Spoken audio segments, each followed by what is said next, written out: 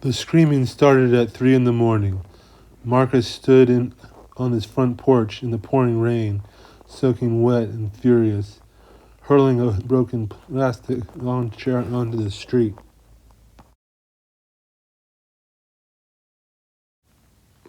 The crash echoed down the quiet block.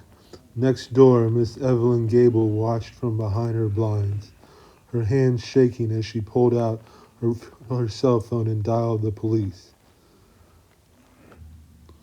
Through their windows, neighbors watched him with a mix of fear and deep suspicion.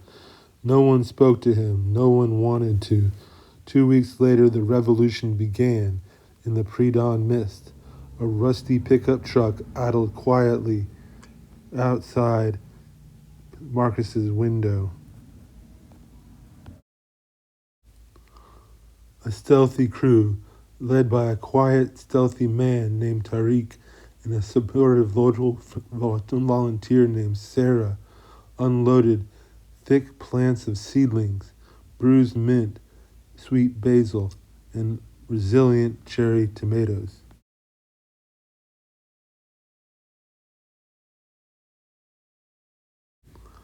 They didn't knock or leave a note.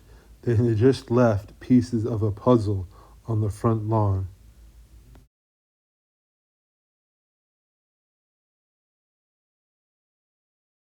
When Marcus stepped out with his coffee, his chest tightened with his usual defensive anger. But as he stared at the timber, he noticed the custom corner blocks, designed to slide together like a simple tongue and groove puzzle.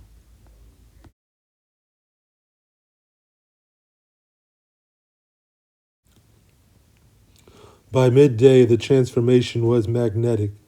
Miss Gable, the very neighbor who had called the cops on her cell phone 2 weeks prior, stepped onto her porch. Seeing Marcus struggled to level a massive piece of timber, she hesitated, then walked over. Without a word, she held the other end of the timber stable. Slowly, the invisible wall dissolved. Other neighbors leaned over the fence.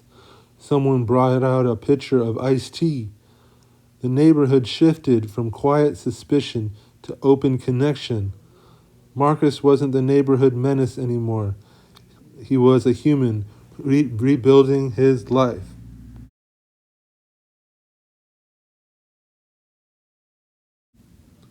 As they finished shoveling the last bit of rich soil, a couple of college students walked by.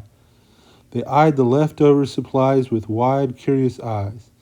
"Hey, mister," Toby asked, pointing to the tools.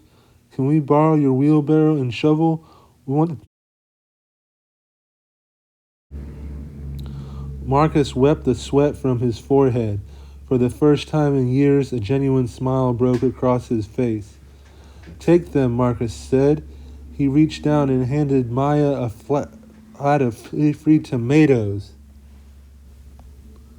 He gave away some free mint and basil as well. He said every garden needs a strong start. I believe in seed sharing and a shed for community tools. The kids rolled away, the wheelbarrow squeaking down the sidewalk.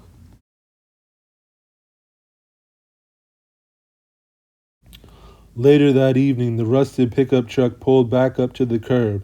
Tariq and Sarah waved to Marcus from the cab. This time, Marcus didn't watch from a distance. He walked out to the street, climbed into the truck bed, and began loading up heavy wooden boards and custom corner bricks to make room. They had heard of someone else struggling with addiction across town, and it was time to pass along the puzzle of boards, bricks, and seedlings and soil.